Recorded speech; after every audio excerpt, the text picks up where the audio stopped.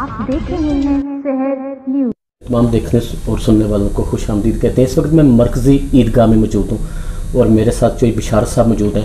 आज हम ईद के हवाले से तो इनसे बातचीत करेंगे और साथ में फ़लस्तीन के हवाले से बातचीत होगी, तो हम इन्हें खुश आमदीद कहते हैं। सर, आपका बहुत शुक्रिया कि आपने हमें टाइम दिया। भी बहुत शुक्रिया आपका भी कि आपने वक्त निकाला और आप मरकज़ी ईदगाह खारियाँ इस्लामिक लाइब्रेरी में तशरीफ़ लाए। पैगम्बर सल्लल्लाहु अलैहि वसल्लम ईदगाह की तरफ तशरीफ़ लेके जा रहे थे। रास्ते में उन्होंने बच्चों को देखा, वो रो रहे थे। पैगम्बर सल्लल्लाहु अलैहि वसल्लम ने उनको प्यार किया तो पूछा, बेटे क्या बात है, क्यों रो रहे हो? तो बच्चों ने कहा कि सब लोग नए कपड़े पहन के ईद की नमाज पढ़ने जा रहे हैं, हमारे पास पाँव में पहनने के लिए जूता भी नहीं है और तन ढांपने के लिए कपड़े भी नहीं है। पैगम्बर सल्लल्लाहु अलैहि वसल्लम ने उनको गोद में उठा लिया, फरमाया, क्या तुम इस बात पे खुश नहीं हो कि आज तुम्हें तुम्हारे बाप की जगह पैगम्बर सल्लल्लाहु अलैहि वसल्लम को अपना बाप आप समझे? क्या तुम इस बात पे खुश नहीं हो कि तुम्हारी वालदा दुख्तर रसूल हज़रत फातिमा ज़हरा, आप उनको उठा के अपने साथ ईदगाह ले गए और फिर घर आके उन बच्चों को नए कपड़े पहनाए, नए जूते पहनाए। ये है सेलिब्रेशन। अच्छा, ये कोई सेलिब्रेशन नहीं है कि आप मोटरसाइकिलों पे सवार हो गए हैं, आपने उनके सिलेंसर जो है वो निकाल लिए, आप ये वन व्हीलिंग कर रहे हैं, आप अपनी जान से खेल रही हैं, लोगों की जान से खेल रही हैं। ये सेलिब्रेशन नहीं होती। हमारी नौजवान नस्ल को सेलिब्रेशन का असल मफहूम समझना चाहिए। तो इस मौका पर जब अर्ज़े फ़लस्तीन, अर्ज़े मुक़द्दस, जहां खून की होली खेली जा रही, अल्लाह के हजूर सर बसजूद सर जो हैं वो काटे जा रहे हैं, मिसाइलों से, बम्बों से, घरों से आग के शोले भड़क रहे हैं। अल्लाह अकबर की सदाओं के साथ चीखो पुकार की सदाएं अर्श को छू रही और दुश्मन ने रमजान मुबारक के आखिरी अशरे में वक़्त का चुनाव करके, ऐसे वक़्त का चुनाव करके हमारी गैरत ईमानी को चैलेंज किया। उसने ये हमारा टेस्ट किया है कि इस वक़्त भी अगर मैं इनकी नब्ज़ पे हाथ रखता हूं तो इनके अंदर कितनी तड़प है, मगर शायद उसको नहीं मालूम कि उसका पाला किस कौम से। अच्छा, मज़ीद बात करने से पहले मैं एक बात मज़ीद इसमें ऐड करना चाहता हूँ। बैतुल मुक़द्दस इतनी मुक़द्दस ज़मीन है जहाँ पे आका दो आलम सल्लल्लाहु अलैहि वसल्लम ने इमामत करवाई। यहाँ से आप बात शुरू करें हमारे देखने वालों के लिए कि ये एक मुसलमान के लिए कितनी मुक़द्दस जगह है, चाहे वो पाकिस्तान में है, चाहे वो अरब में बैठा हुआ है, चाहे दुनिया के जिस खित्ते में है, उसके लिए कितनी ये मुक़द्दस जगह है। देखिए जी, जहाँ तक अर्ज़े मुक़द्दस की अहमियत और उसके मकाम का तल्लुक है, तो मैं समझता हूँ कि कुरान पाक की ये आयत इसकी अहमियत और इसके मकाम का एहसास पैदा करने के लिए बड़ी वाज़े निशानी है। पैगम्बर सल्लल्लाहु अलैहि वसल्लम पर जब मक्का में यके बाद दीगरे मसाइब, गम, आलाम ने पैगम्बर सल्लल्लाहु अलैहि वसल्लम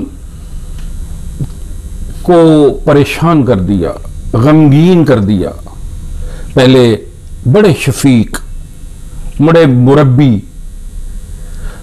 چچا جنہوں نے آپ کی پرورش کی، حضرت ابو طالب،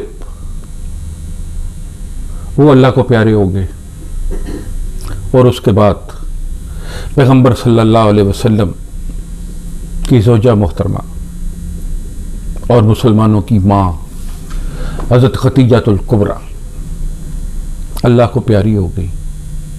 پیغمبر صلی اللہ علیہ وسلم فرمایا کرتے تھے، خدیجہ جب ساری دنیا مجھے جھٹلا رہی تھی نا، تم مجھے حوصلہ دے رہی تھی، جب میں پریشان تھا تم مجھے دلیری دے رہی تھی،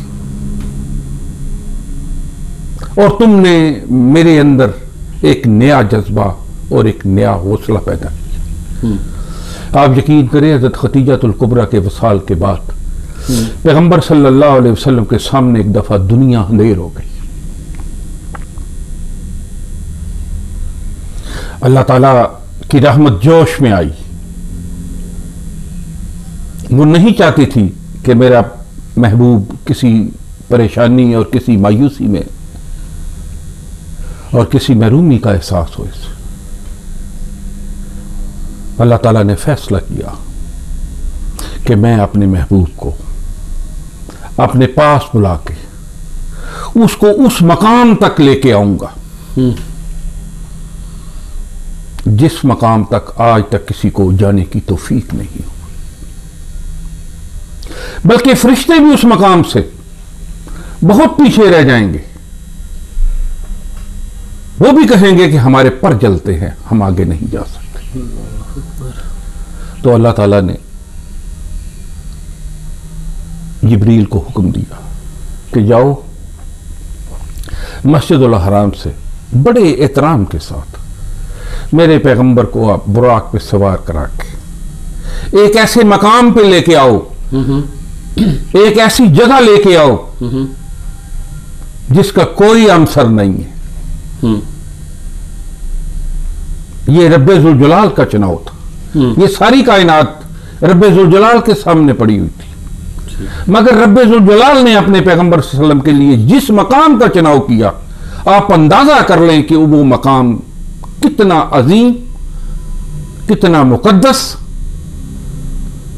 اور کتنا ہی اعلیٰ ورفع ہے۔ اللہ تعالیٰ نے فرمایا سبحان الذی اسریٰ بعبدہ، پاک ہے وہ ذات جس نے سیر کرائی اپنے بندے کو راتوں رات مسجد الحرام سے لے کر مسجد اقصی تک۔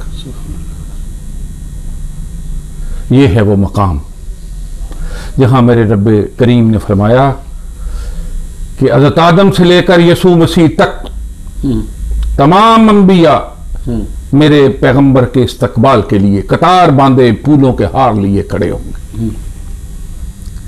اور میرے آقا دو جہاں نے وہاں تمام انبیاء کی نماز کی امامت کی، اور تمام انبیاء نے پیغمبر صلی اللہ علیہ وسلم کی اقتداء میں اللہ کے حضور سجدہ شکر ادا کیا کہ اللہ تو نے ہمیں موقع دیا ہے کہ ہم رحمت للعالمین کے اقتداء میں نماز ادا کر سکیں۔ آج مسجد اقصی، آج فلسطین میں خون کی ہولی کھیلی جا رہی۔ میں سمجھتا ہوں کسی نے بڑا خوب اور بڑی گہری بات کہی تھی۔ اس نے کہا آدم کا لہو برس رہا ہے، اللہ کی زمین دل رہی ہے۔ یہ یروشلم ایک ایسی بستی ہے کہ جب بھی میں تاریخ میں یروشلم کی تاریخ پہ نظر دوڑاتا ہوں تو مجھے کوئی دور، کوئی زمانہ ایسا نظر نہیں آتا جہاں اس بستی پہ، اس بستی کو، اس دھرتی کو انسان کے مقدس خون نے سیراب نہ کیا ہو۔ رب ذوالجلال کی عجیب ہی اس میں حکمت ہے کہ جب بھی یہ دھرتی خشک ہونے لگتی ہے تو انسانوں کا مقدس خون اس کی سیرابی کے لیے پھر تیار کیا جاتا ہے۔ ساتھ میں مجھے یہ مینشن کریں کہ آپ کی گفتگو بہت اصلاحی گفتگو ہو رہی ہے اس وقت۔ یہود و انصارا آپ کے سکے نہیں ہو سکتے، قرآن نے کہہ دیا۔ اس کے بعد ان کو بہت زیادہ مار جرمن سے بھی ہوئی ان کو، اب یہ در بدر کی ٹھوکریں کھا رہے ہیں۔ کیا یہ ٹھوکریں ان کے نصیب میں لکھی جا چکی ہیں؟ دیکھیں جی، قرآن پاک میں بڑی واضح بات ہے، اور اس بات کو قرآن پاک نے بڑے خوبصورت انداز میں بیان بھی کیا ہے اور کلیئر بھی کیا ہے۔ آپ کا سوال بہت اچھا ہے، اور قرآن پاک نے اس کا جواب بھی بڑا خوبصورت دیا۔ جب حضرت موسیٰ علیہ السلام اپنی قوم کو فرعون سے آزاد کروا کے صحرائے سینا کی طرف آئے، اور اللہ تعالیٰ نے اس بنی اسرائیل پر اتنے انعامات کیے، اس پہ اتنا فضل و کرم کیا کہ آسمان سے من اور سلوہ اتارا ان کے لیے،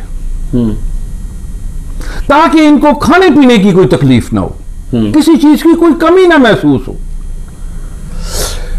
ان کے اندر قبائلی عصبیت اتنی زیادہ تھی کہ یہ ایک چشمے سے دوسرا قبیلہ پانی نہیں پیتا تھا۔ اللہ تعالیٰ نے فرمایا، موسیٰ تم اس پتھر پہ اپنی چھڑی مارو، یہ 12 قبیلے 12 چشمے پھوٹے، تاکہ ہر قبیلہ اپنا چشمہ پہچان لے۔ اتنا بڑا انعام۔ اللہ تعالیٰ نے حضرت موسیٰ علیہ السلام فرمایا، اے موسیٰ اپنی قوم کو جا کے یہ خوشخبری دو کہ تم اگر اس شہر میں داخل ہو جاؤ نا، تو میں قیامت تک تمہیں دنیا کی حکمرانی دوں گا، تمہیں سرخرو کروں گا، تمہیں اعزاز اور تکریم دوں گا۔ حضرت موسیٰ بہت خوش ہوئے کہ اتنا بڑا اعزاز، اتنا بڑا انعام۔ وہ اپنی قوم کے پاس آئے، انہوں نے کہا، مجھے میرے رب نے حکم دیا ہے کہ موسیٰ تم اپنی قوم کو لے کے اس شہر میں داخل ہو جاؤ، تو میں تمہیں دنیا کی حکمرانی عطا کروں گا، تمہیں میں فضیلت دوں گا۔ مگر وہ بد نصیب اور بدقسمت قوم حضرت موسیٰ علیہ السلام سے اٹکیلیاں کرنے لگی، حجتیں کرنے لگی، بلکہ یہاں تک کہنے لگی کہ موسیٰ تم اگر تمہارا خدا جا کے اس حکمران سے لڑائی کرے تو جب تم اس کو فتح کر لو گے تو ہمیں بتا دینا، ہم بھی داخل ہو جائیں گے،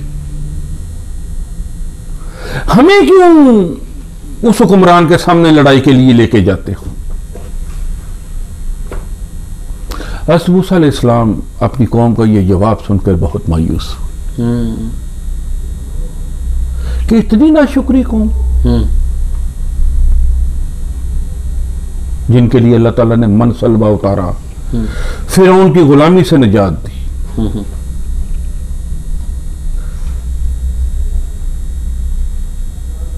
جب حضرت موسیٰ رب حضور کے پیش ہوئے تو حضرت موسیٰ نے کہا، یہ قوم میری بات نہیں مانتی۔ قوموں کی زندگی میں 50، 100، 200 سال کوئی اہمیت نہیں رکھتے، امت مسلمہ سو تو رہی ہے، مری نہیں ہے۔ انشاءاللہ یہ بیدار ہوگی، انشاءاللہ یہ زندہ ہوگی، اور پھر دیکھیں کہ دنیا کا جتنا سامراجی نظام ہے وہ زمین بوس ہو جائے گا، اور یہ اعزاز پاکستان کو حاصل ہوگا۔ چوئی بشارت صاحب آج مرکزی عیدگاہ کی لائبریری سے میرے ساتھ موجود تھے، آپ نے ان کی باتوں کو سنا۔ اسلام زندہ ہوتا ہے ہر کربلا کے بعد، یہ جو رات ہے یہ ختم ہو جائے گی اور ایک پھر اجالا ہوگا۔